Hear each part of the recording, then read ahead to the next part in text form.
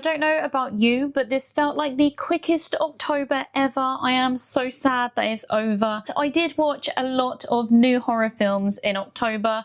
I had 1 or 2 rewatches. I really didn't rewatch as many films as I thought I would, especially on the lead up to Halloween. I was kind of planning on watching a lot more in the Halloween franchise, and I don't think I actually watched anything from the Halloween franchise in October.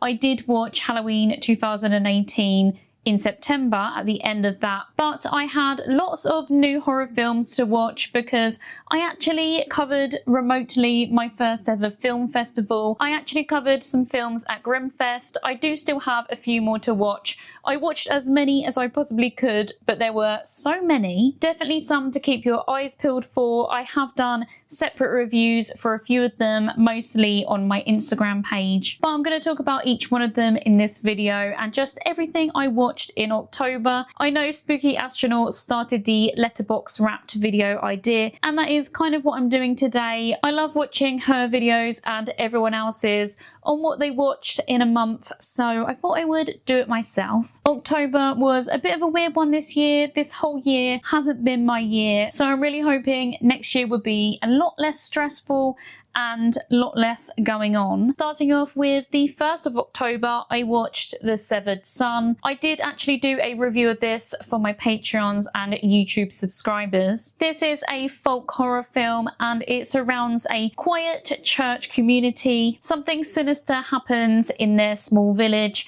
and people start to suspect something supernatural. I do really like folk horror and there were aspects of this film that I really enjoyed, but overall I wasn't a massive fan, and I feel really bad about saying that because it's a smaller production, but obviously not everything is going to be for everyone. The story is quite basic, but it is well executed. For me, I felt like it was definitely a case of the less you see, the scarier it is, especially if you don't have a massive budget or you may not be using the best effects. Sometimes seeing things in the dark where we just kind of see the shadow or just leaving things up to the imagination can honestly be so much more impactful. That's kind of my main problem with this film, as I feel like when you see something that doesn't look quite right and it looks kind of out of place, it takes you out of the film. For a smaller production, there were a lot of great things about this film. I did really like the naturey and unusual shots. It did remind me of Midsummer in some places, with some of the shots and with the fast cuts to something graphic. I really did appreciate the amount of gore and the amount of blood in this film. The pacing was quite slow and I didn't really find anything that captivating about it. I must say though, towards the end of the film, I did think it did take a big shift into when it was nighttime.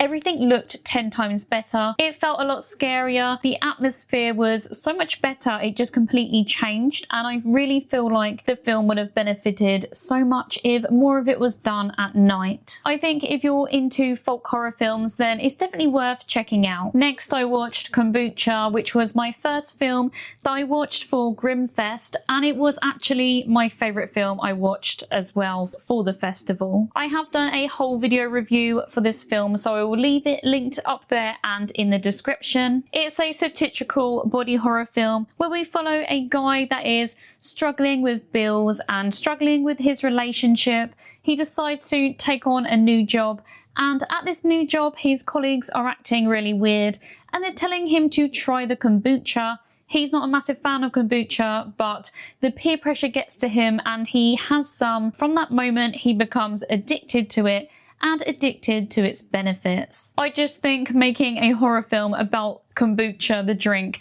is so random, but it is so original and it is a really good concept. There of course has been similar films like The Stuff, but it is still really different. The film was paced really well. All the characters were really likable or just really interesting. So much happens. There is actually so many moments that really surprised me in this film. There are a few disturbing moments and the ending is just really, really wild. The next 7 were all films that I watched as part of Grimmfest. Next one being I See the Demon. This is a slow burn, but it's still an absolute wild ride. It reminds me kind of films like The Invitation, where it's very dialogue heavy, it's a slow burn, but it takes an unexpected shift. In I See the Demon, we follow a woman coming home from work into her apartment only to walk into her surprise birthday party. She's surrounded by all of her friends and her boyfriend. She's really trying to have a good time, but she's also going through a lot at the moment,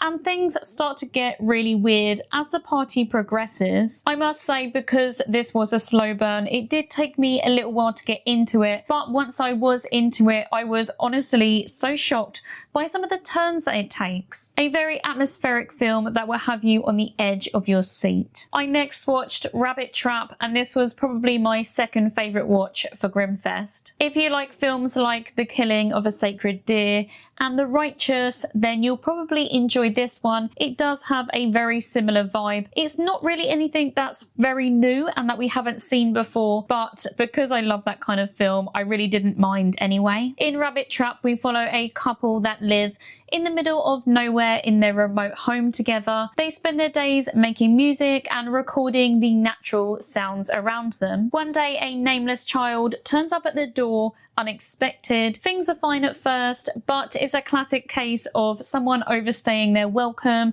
and not understanding when they need to leave. This is a folk horror film, with it being set in the woods, so we get lots of nature shots. It's very beautiful, and there is also a folky tale element to it as well, but I'll let you learn more about that for yourself. I next watched the film Tribe.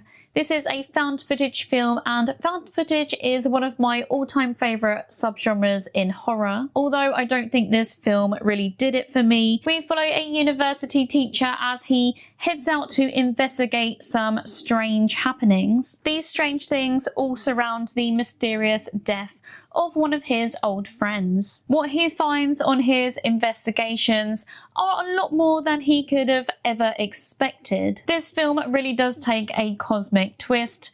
I do think it was kind of corny that they used some really obvious AI that just looked really out of place in the film. So for that, it's not really something that I would recommend. This kind of just put a whole damper on the film for me and really took me out of it, which is a shame because I feel like it could have been a decent film. Next, I watched Frankie, Maniac Woman. This does have kind of a sad story because we follow a woman who has been bullied, who has been shamed for how she looks, and she feels really insecure.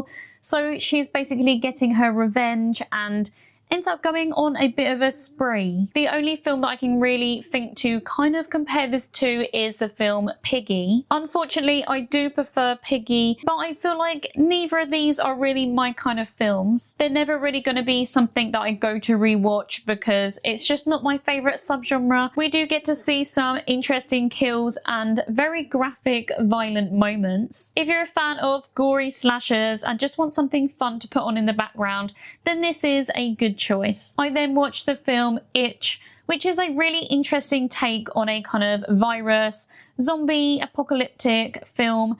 Not really zombies, but also kind of. So it is an outbreak situation, but the infected have the uncontrollable urge to itch themselves and others. I do really appreciate a new take on a very oversaturated subgenre. We have so many zombie and infected films, but if they are your kind of thing and you want something a little bit different, then definitely check this one out. Again, this isn't my favourite subgenre and the storyline is quite basic, it's quite stripped back. We just follow a few people that are held up inside a shop whilst all this happens. I did find it a little bit repetitive and I wasn't completely engaged, but like I said, I think it's just because I'm not the target audience. The next film I watched as part of Grimmfest is Incomplete Chairs, and this one was definitely the most gory and violent film I watched this month. We follow a chair craftsman who is set on making the perfect chair but out of human body parts. This film is very gritty. It has a strange comical element to it as well. It's incredibly violent. The plot is basic but it's effective. It keeps you looking at the screen because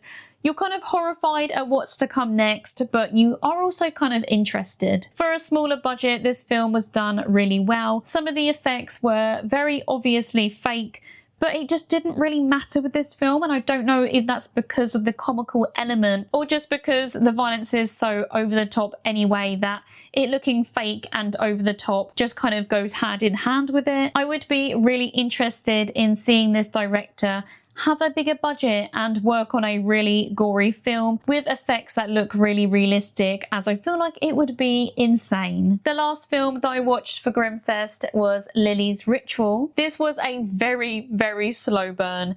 A very atmospheric film. I must say it really didn't have me hooked until about halfway, where things start happening and things kind of change a little bit. That's when I felt more invested. We follow a group of friends who go to an isolated house to perform a ritual. It seems like a very simple, straightforward film that we've seen over and over again, but it turns into something else. So I definitely would say check this one out, but have an open mind because the start definitely doesn't reflect the whole film. I'm not sure if it's one that I would watch again, but I did really appreciate where it went. The next film I watched was another found footage film, and it was one that I've been looking forward to for so long, and that is Strange Harvest. So in this film we follow detectives who are on the case of a serial killer called Mr. Shiny. This is a masked killer, and we see some of his crime scenes that are incredibly disturbing. This is a found footage film done really well,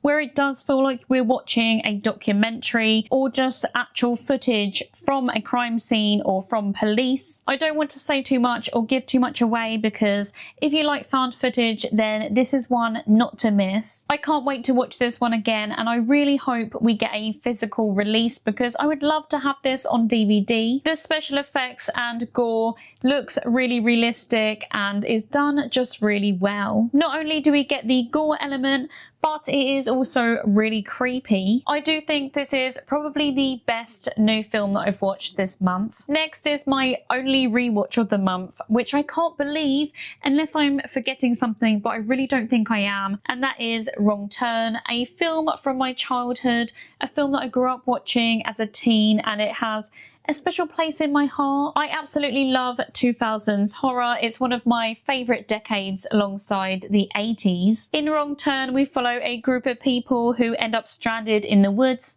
after some of their cars break down, and then another one of them crashes into the car that is already broken down. They soon realise that their cars breaking down is the least of their problems when they start getting hunted by crazed, cannibalistic hillbillies. This is definitely a comfort watch for me. There are so many films in the Wrong Turn franchise. Some of them I haven't seen in years. I definitely need to rewatch all of them. I really like the first and the second one. I really didn't like the remake reboot thing that they did. That was completely different a few years ago. And I know that some of the films later on in this franchise are just so silly, wacky, and just kind of bad. But sometimes you crave a bad horror film, so I'm definitely going to rewatch them all soon. And my last watch of October was on Halloween, and that was Black Phone 2. I actually wasn't meant to watch this film on Halloween. We had previously booked in for the classic horror screening at Cineworld, so obviously we expected to see a classic horror film. A few years ago they did a screening of The Evil Dead and The Shining as their secret Halloween screenings, so I was kind of hoping it would be something like that. I had been looking forward to this film for the whole of October, so when the screen said Terrifier free, I was very, very disappointed because a film that came out last year definitely isn't a classic in my opinion. I thought we were going to see a film that I hadn't previously seen at the cinema,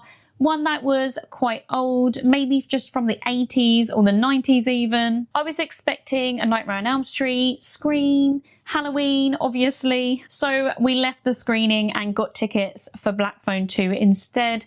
So many people left our screening also to play Terrifier free, the third in the franchise, as a surprise when so many people there probably haven't seen the first or the second one is a very interesting choice. It's also a film set around Christmas. It would have made more sense to play Terrifier or Terrifier 2 that are literally set around Halloween. Still wouldn't have been classic horror films, and I still would have been really annoyed, but I just feel like it's the worst choice. I don't know who decided that, and I don't know why they marketed it as a classic horror film. But I'm going to stop ranting about that now and actually talk about Black Phone 2. I wasn't absolutely crazy about the first film, although I did really like the villain of the grabber, and this one looked very different in the trailer. And it was very different from the first one. So again, like with some of the other films I've said, I'm not the target audience for this. I don't think I'm ever going to be a super fan of the Black Phone films, but I can really appreciate them. I do have fun watching them on the big screen. So following the events of the first film, it's now 4 years later and the siblings are a lot older. The grabber is dead, but he's stronger than ever. Gwen is getting nightmares of the grabber and of some dead children that are trying to send her signals. Finney is still struggling from the trauma. Gwen's dreams lead them to a snowy Christian camp where they uncover some secrets about the grabber and have to devise a plan on how to get rid of him now that he's not even there, but he's there in her dreams. Obviously, with him being in her dreams, there's a big similarity to A Nightmare on Elm Street. I also did feel a little bit of similarities to Silent Hill and a heavy similarity to Sinister in the fact that when we saw Gwen's dreams,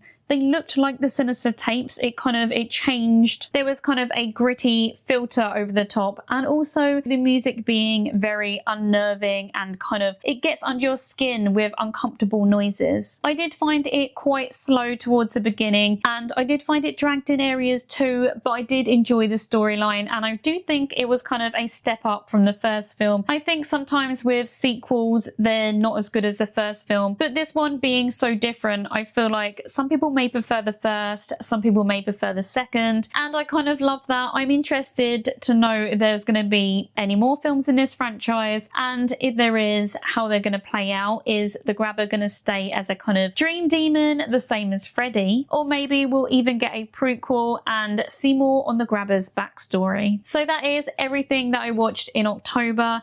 Let me know what your favourite watch in October was, and I know I definitely have missed quite a few films at the cinema. I just haven't been able to get out as much as I wanted to. It's been a chaotic month, it's been a chaotic year. Hopefully I'll be able to catch up on some of the other releases in October soon. As always, thank you so much for watching, and I'll see you again in another one very soon.